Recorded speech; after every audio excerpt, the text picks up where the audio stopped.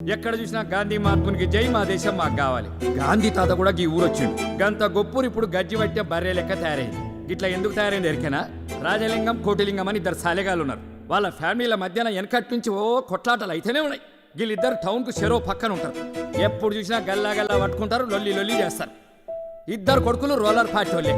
Election టైంలో high command ఒక్కరికి ticket ఇస్తుంది. రానోడేమో రెబల్ గా నిల్చుంటాడు. ఏమైతుంది? ఓట్లు గిల్తాయి, సందుల మందుల అవతలోడు గెలిచిండు. గాడే భిక్షపతి, గుండు సాలేగాడు. 30 years నుంచి పెత్తన మొత్తం చేతిలో పెట్టుకొని ఫ్యూడల్ పాలిటిక్స్ చేసుకుంటా లుచ్చ రాజకీయాలకు కేర్ ఆఫ్ అడ్రస్ అయింది. ఈ గుండు సాలేగాడు పందికొక్కులకు అదిని తన రాజకీయ వారసత్వాన్ని తన తమ్ముడు బేబీ గానికి అప్పచెప్పిండు. సెజ్ పేరుతోని టౌన్ చుట్టుపక్కల ఉన్న భూముల్ని ఊళ్ళని కొట్టేనికి ట్రై చేస్తున్నాడు. ఈ భిక్షపతి గారిని ఎదిరించే మనిషి మన కృష్ణారావు సార్. దేవునసుంటోడు. కృష్ణారావు సార్ చేసిన పోరాటంతో బేబీగాడు ఎమ్మెల్యే జాబ్కు రిజైన్ చేసి చర్లపల్లి జైలుకు పోయి రిలాక్స్ అవుతున్నాడు కొడుకు. ఇప్పుడు ఈ డిచ్పల్లి నియోజకవర్గానికి తొందరలోనే బై ఎలక్షన్లు వస్తున్నాయి. ఇగో ఈ స్టోరీ ఎప్పుడు కంటే చూస్తేనే మస్తుగుంటది. అందుకే జెడ్పీటీసీ ఎలక్షన్ రిజల్ట్స్ అనౌన్స్ చేస్తున్న గవర్నమెంట్ కాలేజ్ దగ్గరికి పోదాం పాండ్రి. ఇప్పుడే వెలువడిన జిల్లా పరిషత్ ఎన్నికల ఫలితాల ప్రకారం ఇండిపెండెంట్ అభ్యర్థి కట్మల్ తన సమీప అభ్యర్థులైన కోటిలింగం, రాజలింగాలపై 2 ఓట్ల తేడాతో విజయ దుందుబి మోగించారు. జామ్ పండిరు నేల మీద కాలు మొప్పిరు. ఏ పండు లోఫర్, కాల్ మీ జాఫర్. నీ కక్క చెల్లెలు లేరారా? లే, పక్కూరికి వెళ్ళిళ్ళు. ఇల్లు ఖాళీ ఉంది పామల్లా. బచావ్ బచావ్ బచావ్. ఏ సూపర్ మ్యాన్ ఆగింది. రా రా రామల్లా, గుడ్మల్లా రామల్లా. Cut cut cut. నూకు బే. ఏమైంది బే? నూకు ముందుకి నూకు. ఏది నూకేది? మస్తు వస్తుంది. Time please. బిల్లా ఇట్లయితే నేను షూటింగ్ చేయను బే. నూకు బే ప్లీజ్. రాత్రి క్వార్టర్ దాపిస్తా.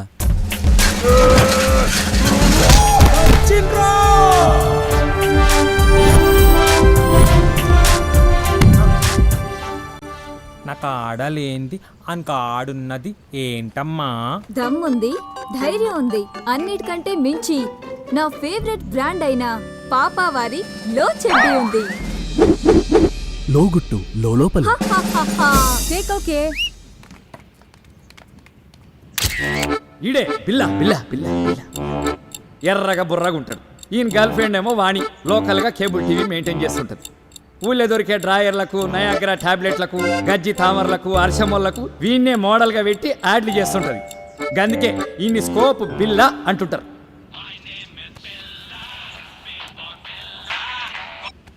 బిల్లా స్పీకింగ్. మీ నాయన లసంలో ఓడిపోయిండు. అవునా? ఇంకా రాజలింగం గారు కూడా ఓడిపోయిండు. నీ నోట్లో రమ్ము వయ్యా. ఎస్ వంటి న్యూస్ చెప్పినావు మామా. ఏంటి? ఆ రాజలింగం గారు ఎలక్షన్ లో పోయినందుకు ఫుల్ దావత్రా. Party party party. వాటిని పోయి మజా చేద్దాం వస్తావా?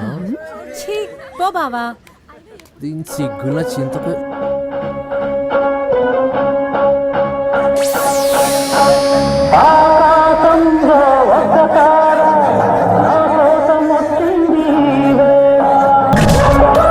వీడే రంగా రంగా రంగా. వీడొక డాన్సర్ అని వీడి ఫీలింగ్. అందరూ డిస్కో రంగా అని పిలుస్తుంటారు. ఏమన్నా అనుకుంటాడు ఏమన్నా. ఊళ్ళే భారత్లల్లా సావులల్లా సెంటర్ ఆఫ్ అట్రాక్షన్ లెక్క థీమ్ మార్ చేస్తుంటాడు. మా టీవీ ఓంకార్ షోకు పోయి థ్యాంక్ యూ అన్నయ్య అని అనడం వీడి జీవిత ఆశయం. All the best Ranga.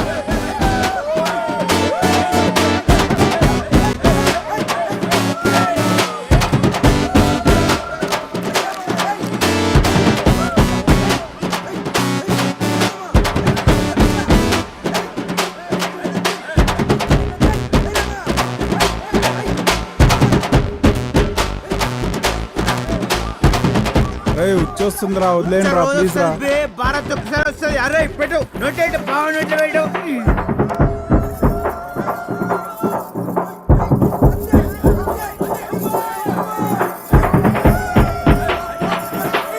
నా పిల్లం రా రే, వదిలేండి రా రే. అన్నం పెడతా రావే రావే. ఒక్క నిమిషం మావా. అరే రంగా, కోకిల మావా అర్జెంట్గా మాట్లాడాలంట. హలో రావే, ఇంటికి రావే. చెప్పు మావా.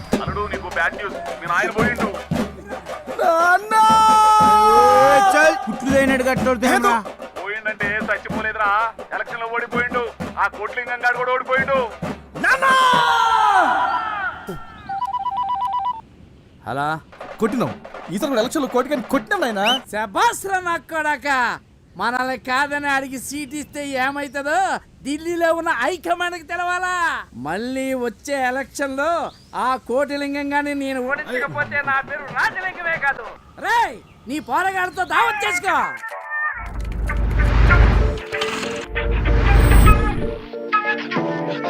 బిడ్డ డబుల్ మెజార్టీలో గెలిచినాం. పోయిన ఎన్నికల్లో ఒక్క ఓటు తేడాతో గెలిచినందుకేగా రాజుగారి ముఖం మేడ పెట్టుకోవాలా వానికే తెలవాలా. ఈసారి 2 ఓట్ల తేడాతో గెలిచి మన తడాకా ఏందో చూపెట్టినాం.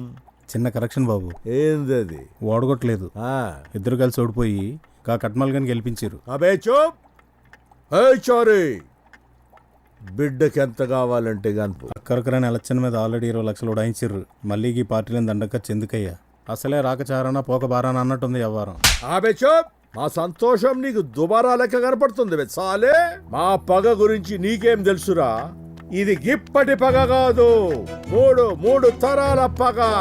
ఆ రాజలింగం గారి తాత నా తాతని అవమానించినప్పటి సందే పగ. ఇన్నాళ్ళు మేం బతుకుతున్నది అన్నం తిని కాదురా, పగ తిని బతుకుతున్నాం రా. అవురోసారి అడిగింది ఇక నీకు మధ్యలో ఎందుకు రద్దులా? నాదే పొరపాటు బాబు. అశుద్ధం పొంగ తినొద్దరని చెబుతాం, అద్దుకు తింటా అనేటానికి ఏం చెప్తాం? ఓకే. Happy birthday. రైతులను భయపెట్టి బలవంతంగా పంట భూములను కబ్జా చేస్తున్న కేసులో ప్రముఖ రాజకీయ నాయకుడు భిక్షపతి తమ్ముడు బేబీని కోర్టుకు తీసుకెళ్లి రిమాండ్కి పంపించారు. బేబీ మాట్లాడుతూ ఈ కేసులో తనని ఇరికించారని, అందుకే తన ఎమ్మెల్యే పదవికి రాజీనామా చేశానని, జరగబోయే ఎలక్షన్లో ప్రజలు తన నిర్దోషిత్వానికి బ్రహ్మరథం పడతారని ప్రకటించాడు. భయండలబాతు బజార్ల గుడ్డు పెట్టిందట. మనం భయపెట్టినామంట, వాళ్ళు భయపడి లాగులు దడుపుతున్నారట. పతోడికి అల్కగా దొరికిపోతారు ఈ పొలిటీషియన్స్. మేమైనా పైనుంచి ఊడిపడ్డామా?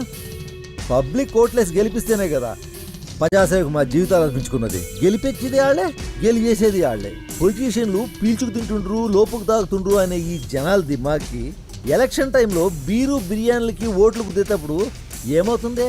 వెనకట్ల రాజును బట్టే ప్రజలు ఉండేటోళ్ళు. ఇప్పుడు ఈ ప్రజాస్వామ్యంలో పబ్లిక్ని బట్టి లీడర్.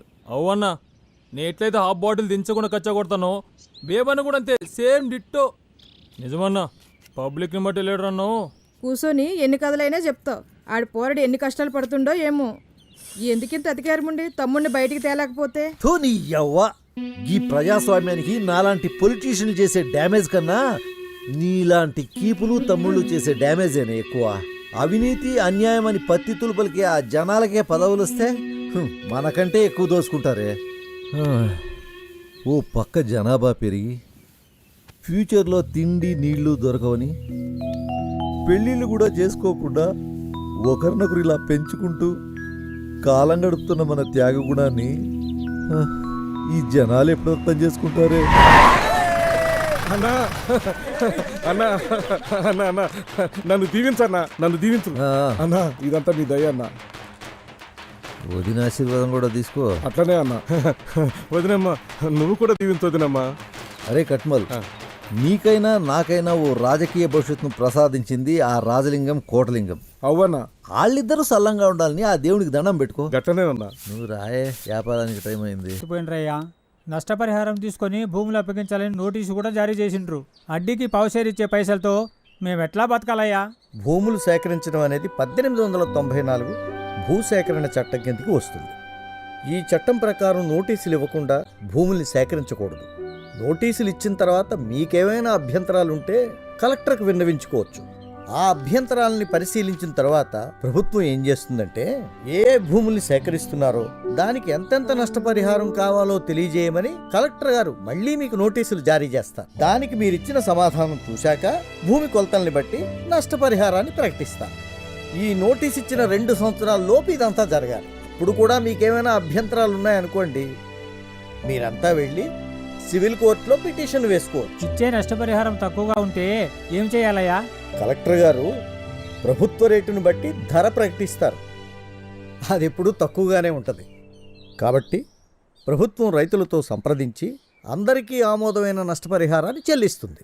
కానీ అధికార పార్టీకి చెందిన కొంతమంది రైతుల్ని, అంటే కట్మల్ లాంటి వాళ్ళని లోబర్చుకుని వాళ్ళకి వేరే ప్రయోజనాల ఆశ చూపించి వాళ్లతో ఓ ధరకి ఒప్పుకోలు పత్రం రాయించుకుంటారు. ఇలాంటి రైతులు న్యాయం అడిగితే వాళ్ళని చూపించి మిమ్మల్ని కూడా బలవంతంగా ఒప్పుకోమని చెబుతారు. అలా ఒప్పుకోకుండా మీరంతా ఐక్యంగా ఉండి భిక్షపతి లాంటి అవినీతి రాజకీయ నాయకుల్ని ఎదుర్కోవాలి. కానీ ఆ భిక్షపతిని ఎదుర్కోవడం ఎట్లాగయ్యా? పారిశ్రామికంగా దేశం ఎంతో ప్రగతిని సాధించినా ఇప్పటికీ రైతే దేశానికి వెన్నెముక. అలాంటి రైతు ఎన్నికల్లో ఓటు వేయడానికి పనికొచ్చే ఓటరుగా మిగిలిపోయాడు. వ్యవసాయానికి శాశ్వత సదుపాయాలు కల్పించకుండా ఎన్నికల ముందు ఈ నాయకులు రుణాల మాఫీ, కరెంటు బిల్లుల మాఫీ అంటూ మాయమాటలు చెబుతున్నారు. అలా మాఫీ చేస్తామని అనడమే పెద్ద అవినీతి. ఆ అవినీతి మురికిలో మనల్ని కూడా భాగస్వాములు చేస్తున్నారు. అదే మన దురదృష్టం. రాబోయే ఉప ఎన్నికల్లో భిక్షపతిని ఓడిద్దాం. వాడి ఓటమి మాత్రమే మన ఊరిని, మన భూముల్ని కాపాడుతుంది. ఒకవేళ మళ్ళీ వాడే గెలిస్తే మాత్రం టిచ్పల్లి చరిత్రలో కలిసిపోతుంది.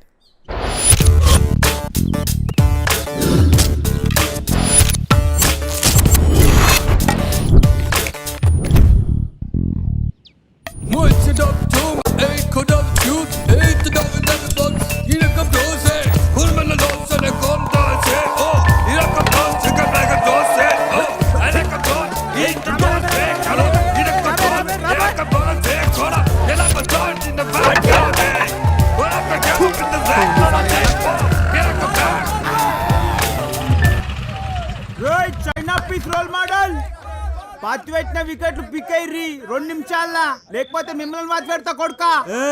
మ్యాచ్ అయ్యేదాకా వికెట్లు పీకెడదు లేదు. ఎవంతరం మ్యాచ్ 5 నిమిషాల గ్రౌండ్ ఖాళీ చేయకపోతే కాదురా. ఏం రావు, పొద్దుగాలనే మీ నాయన కొత్త మొలతాడు కొనిచ్చినట్టున్నాడు. మొగం లెక్క మాట్లాడుతున్నావు. తప్పు మందే, టైం అయిపోయింది, గ్రౌండ్ ఖాళీ చేద్దాం పా. పిచ్చి మీద ఇప్పుడు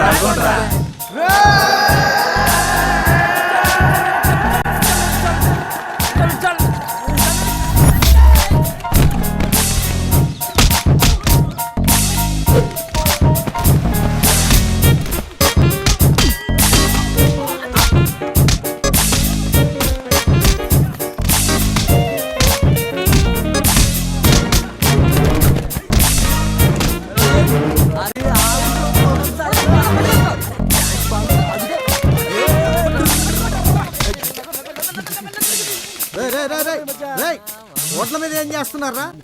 ఏదైనా పని చేసుకోకుండా దిశని ప్రేమించుకున్నారు కదా, అందుకే ప్రేమించుకుంటున్నాం. ఈ ఊరికి ఉపయోగపడే పని ఏదైనా చేయండి రా. అలాగే మాస్టర్. అతి వినయం ఆపండి. Okay sir.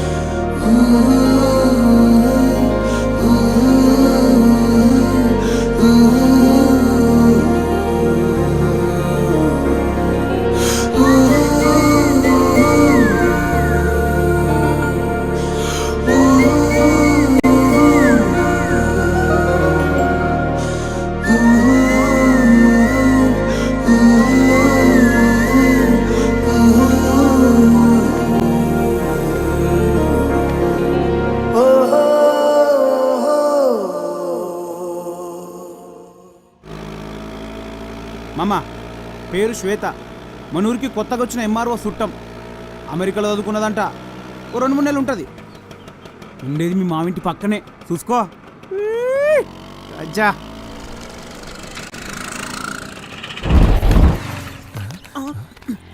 ఏమైంది మామ? అమెరికా. హాయ్. నేను చెప్పలే, పల్లెటూరు పోరాళ్ళంటే పట్నం పూరులకు పిచ్చి craze. Hi hi I'm Shweta. Already information మొత్తం లాగేసాం. వాట్? అంటే వచ్చింది ఇది. అక్క నా డ్రెస్ ఎలా ఉంది? Nice, you look awesome. బావా, శ్వేతక్క అమెరికా నుంచి వచ్చింది. ఎంఆర్ఓ గారి చుట్టం, మన పక్కిల్లే. అక్క నీకు తెలుసా, మా బావ డిస్కో రంగా మా టౌన్ లోనే బ్రేక్ డాన్స్ లో top. Already Maa TV challenge show కూడా సెలెక్ట్ అయ్యాడు. Oh really? I love music and dance. బావా బావా, నువ్వు కింద పడి గాడిదలాగా కాళ్ళు వెనక్కి పెట్టి స్టెప్ వేస్తావే, ఆ స్టెప్ అయి అక్క చూస్తుందంట.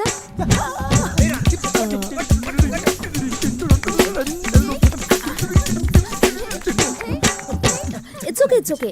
మళ్ళీ ఎప్పుడైనా టైం లేదు, will do this some other time, okay? మేళం మోగే పిల్లాడు గళ్ళాడే, మేళం మోగే మేళం మోగే పిల్లాడు గళ్ళాడే, మేళం మోగే.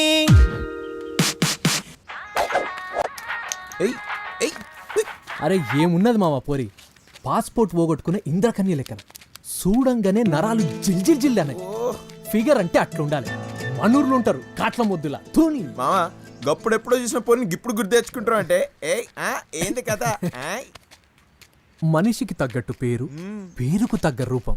హా శ్వేత, పెట్టావు నా గుండె మీద వాత. బిల్లా కవిత్వం కూడా వచ్చేస్తుంది మావా. అంటే దాల్ మే కుచ్ బాల్ హే. అవునరా, ఇన్ని రోజులు జీవితం అంటే బీరు బిర్యానీలే అనుకున్నా. ప్రేమ కూడా ఉంటుందని తెలిసింది పోనీ చూసినాక. మరి వాణి హే బోని అయిందని ఇది అంతే.